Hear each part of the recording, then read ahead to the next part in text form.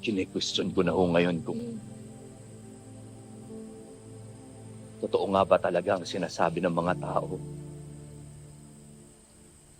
na si Bangkil ang bayani ng Tumahan.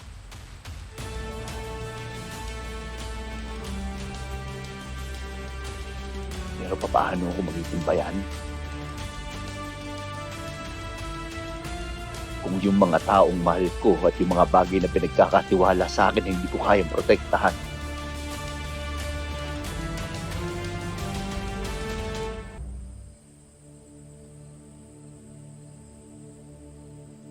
Hindi lagi sa tagumpay nagiging bayani ang isang bayani, anak. Minsan, kailangan nating tumikim ng pagkatalo para manalo sa buhay. Anak, maraming buhay ang iniligtas ni Bangkil. Kasama na ako doon.